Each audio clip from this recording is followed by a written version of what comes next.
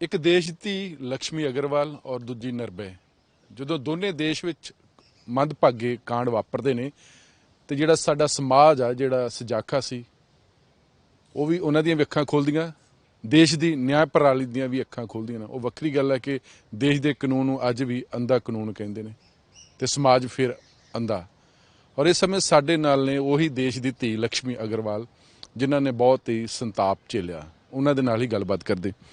लक्ष्मी जी, एक तो वो लोग जो समाज में बेड़ी हैं और एक वो लोग जो पार्लियामेंट में बैठे हैं वो भी बलात्कारी है, रेपिस्ट, वो भी बड़े बड़े क्रिमिनल। कोई फ़र्क उनमें लगता है? देखिए ना, उनके वैसे कहा जाता है कि जब भी कोई गवर्नमेंट जॉब के लिए जाता है तो उसका बैकग्राउंड चेक किया जाता है, तो वो कैसे पहुंच जाते हैं वहां तक। ये मेरा सवाल उस कानून से है, उस पार्लियामेंट से है कि वो लोग कैसे पहुंच जाते हैं। तो ये बहुत दुखद है कि आप अपने ही समाज में ऐसे लोगों को जगह दे रहे हो जो खुद भी एक क्रिमिनल रह चुके और उसके बाद वो फिर और क्राइम करेंगे। तो ये बहुत दुखद है। तो क्या लगता है कि निर्भया कांड के बाद जब आपके साथ इतनी बुरी घटना हुई थी उसके बाद पूरा देश जाग गया था, देश की अदालतें कमीशन बन गए, रिपोर्टें आ गई, वो कुछ समय के लिए थी कि आपको लगता है कि नहीं वो ग्राउंड लेवल पे वो इम्प्लीमेंट हुई है? देखिए, ग्राउंड लेवल पे होता तो शायद अभी कानून नहीं, मतलब कोई भी ऐसा अटैक नहीं हो रहा होता। अगर आप देखें, निर्भया के बाद भी कितने सारे रेप केसेस हुए हैं। अभी 2 दिन पहले का ही न्यूज़ है कि 2 बच्चियां मंदिर से लौट रही थी और उनका रेप हो गया। बहुत हीनियस तरीके से रेप हुआ है। तो बहुत दुखद है कि क्या सच में कानून अपना उस तरीके से काम कर रहे हैं, क्योंकि अगर आप देखें तो लोगों के मन में ना डर ही नहीं है। डर होता तो शायद क्राइम नहीं होता। तो कैसे इंडिया में कैसे डर कि हम डेमोक्रेसी की आड़ में? जब बोला गया है कि फास्ट ट्रैक कोर्ट है तो फास्ट ट्रैक कोर्ट पे आप पनिशमेंट जल्दी क्यों नहीं देते हो? कानून तो है पर आप जल्दी जल्दी पनिशमेंट क्यों नहीं दे रहे हो? क्यों चुप बैठे हुए हो? क्यों वो सर्वाइवर ऑलरेडी सर्वाइव कर रहा है, उसको क्यों सर्वाइव करने? आपको एक चीज मैं बताती हूँ, हम रिहैबिलिटेशन पे काम कर रहे हैं। तो सर्वाइवर की जो दुर्दशा है बहुत बुरी होती है। क्रिमिनल तो अपनी जिंदगी जी रहा होता है और सर्वाइवर कभी किसी ने जाके पूछा एक बार भी? अभी हम एक केस पे काम कर रहे हैं, बेंगलोर का केस था। पति ने पत्नी के ऊपर एसिड अटैक कर दिया, उसके 2 बच्चे हैं, उसके पूरे परिवार को हमने अडॉप्ट किया हुआ है। अब तक गवर्नमेंट से कोई पूछने नहीं गया है कि आप कैसे हो। 1 साल हो गए उसके केस में। तो हमारी जुडिशरी सिस्टम में या पुलिस सिस्टम में कोई कमी है? सिस्टम में ही कमी है।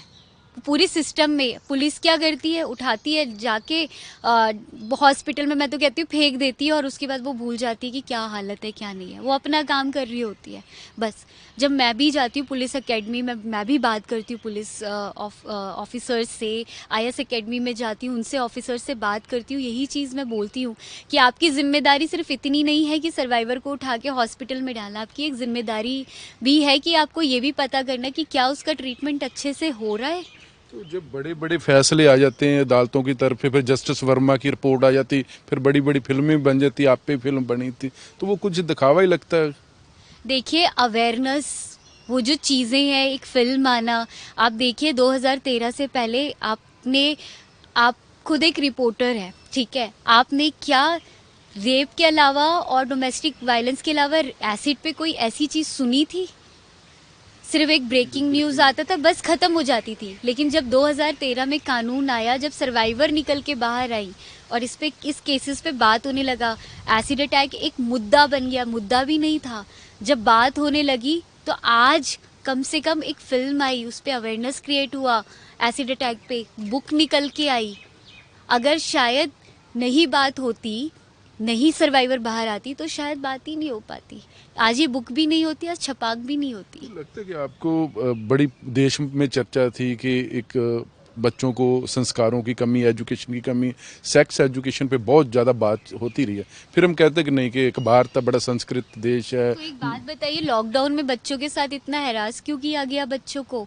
95,000 केसेस निकले हैं बच्चों के लास्ट ईयर। और बहुत दुखद है क्योंकि घर वाले बात ही नहीं करते इस चीज़ पे। एकदम बच्चों को बाउंड करके रखा हुआ है।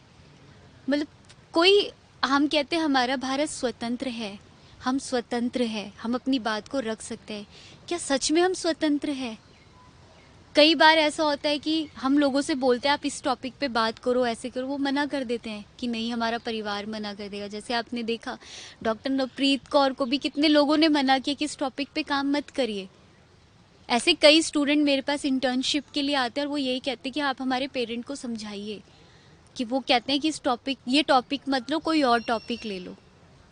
तो यही एक प्रॉब्लम है कि हम बात ही नहीं करना चाहते हैं किसी चीज़ के बारे में। तो एक परिवार को, एक समाज को कितना जिम्मेवार मानते हो?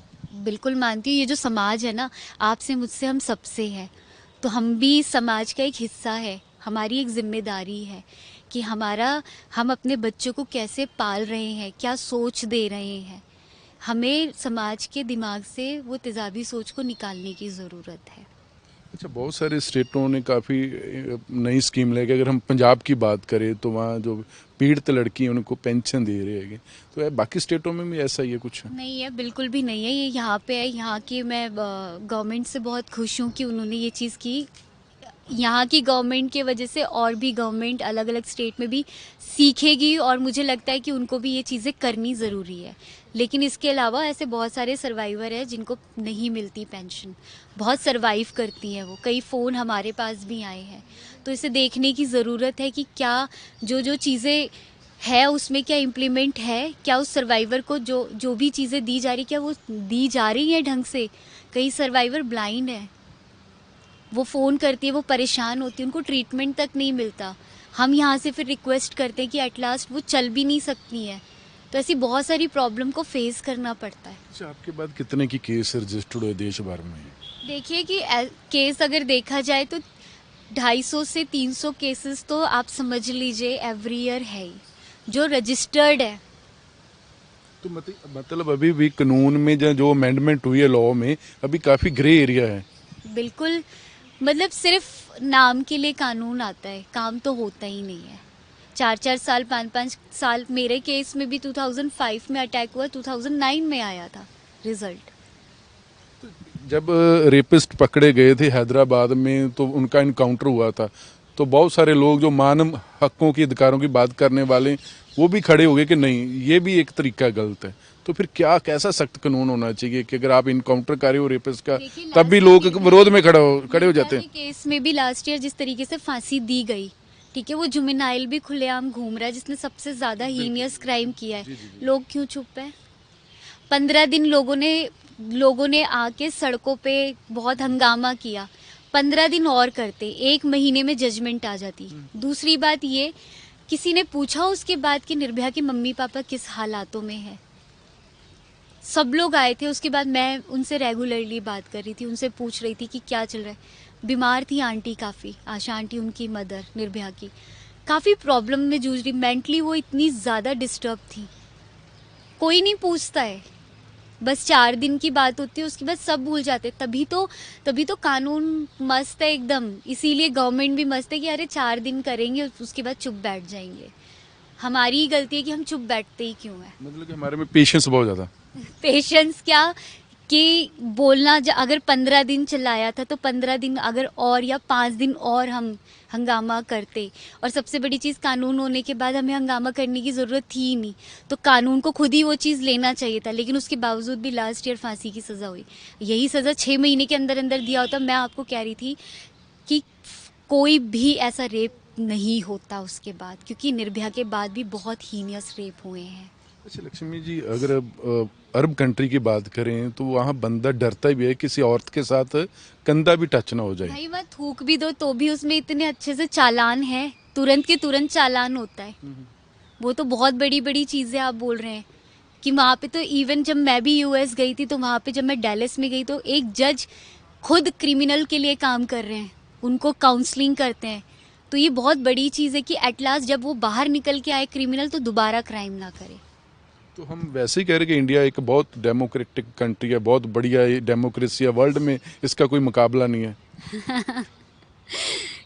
अभी मैं इसके बारे में क्या ही बोलूँ, बस इतना ज़रूर कहूँगी कि कानूनी तौर पे कानून को स्ट्रिक्ट होने की ज़रूरत है। और जो लड़कियों पे इल्ज़ाम लगाए जाते हैं, बेटर है कि इल्ज़ाम लगाने से बेटर है कि वो अपना काम करे जो काम दिया गया है। मेरा आखिरी सवाल है, जो पीड़ित आप लाजमी तौर पे आप लोगों ने एक संस्था भी बनाई होगी, the Lakshmi foundation. Lakshmi foundation, और परिवार तो खड़ा ही है पर समाज खड़ा है अभी भी। बिल्कुल, अगर आज समाज क्या, आप भी तो समाज में ही हैं, आज मीडिया सपोर्ट कर रहा है, आज छपाक आई है, बुक आई है, तो ऑफ कोर्स समाज के ऐसे कई लोग हैं जिन्होंने हमें एक जिस तरीके से हमें निकाल के फेंक दिया था, तो कहीं ना कहीं हम इस समाज का एक हिस्सा बने हैं। बहुत बहुत शुक्रिया। Thank you, thank you. ਇਸ ਲక్ష్ਮੀ ਅਗਰਵਾਲ, ਇਹਨਾਂ ਤੇ ਵੀ ਐਸੇ ਅਟੈਕ ਹੋਇਆ ਸੀ, ਉਸ ਤੋਂ ਬਾਅਦ ਸਮਾਜ ਜਾਗਿਆ ਸੀ, ਦੇਸ਼ ਦਾ ਕਾਨੂੰਨ ਵੀ ਜਾਗਿਆ ਸੀ, ਲੇਕਿਨ ਕੁਝ ਚਿਰ ਲਈ ਹਾਲਾਤ ਹੋਈ ਨੇ ਇਹਨਾਂ ਮੁਤਾਬਕ ਅੱਜ ਵੀ ਹਰ ਸਾਲ 200 ਤੋਂ ਜ਼ਿਆਦਾ ਅੱਜ ਵੀ ਐਸਿਡ ਸੁੱਟਿਆ ਜਾਂਦਾ, ਕੁੜੀਆਂ ਦੀ ਜ਼ਿੰਦਗੀ ਬਰਬਾਦ ਕੀਤੀ ਜਾਂਦੀ ਹੈਗੀ ਆ। ਲੇਕਿਨ ਸਵਾਲ ਆ ਕਿ ਜਿਹੜਾ ਅੰਧਾ ਕਾਨੂੰਨ ਜਿਸ ਨੂੰ ਕਿਹਾ ਜਾਂਦਾ ਉਹ ਕਦੋਂ ਜਾਗੂਗਾ, ਸਮਾਜ ਕਦੋਂ ਜਾਗੇਗਾ, ਦੇਸ਼ ਦੀਆਂ ਸਰਕਾਰਾਂ ਕਦੋਂ ਜਾਗਣ, ਤੇ ਕੀ ਅਸੀਂ ਅੱਜ ਜੋ ਨਾਰਾ ਲਗਾ ਰਹੇ ਨੇ बेटी बचाओ बेटी पढ़ाओ, कि वो सिर्फ नारे ने ਜਾਂ ਫਿਰ ਇਹਦੇ ਵਾਸਤੇ ਪਰਿਵਾਰ ਵੀ ਜ਼ਿੰਮੇਵਾਰ ਆ, ਸਮਾਜ ਵੀ ਜ਼ਿੰਮੇਵਾਰ ਆ। ਬਹੁਤ ਸਾਰੇ ਸਵਾਲ ਨੇ, ਇਹਨਾਂ ਸਵਾਲਾਂ ਦਾ ਜਵਾਬ ਸ਼ਾਇਦ ਨਾ ਹੀ ਦੇਸ਼ ਦੀ ਨਿਆਂ ਪ੍ਰਣਾਲੀ ਕੋਲ ਆ, ਨਾ ਹੀ ਸਰਕਾਰਾਂ ਕੋਲ। ਖੈਰ, ਮੈਂ ਮਨਦੀਪ ਸਿੰਘ ਦੇ ਨਾਲ ਜਗਤਾਰ ਸਿੰਘ, ਵੀ ਨਿਊਜ਼, ਚੰਡੀਗੜ੍ਹ।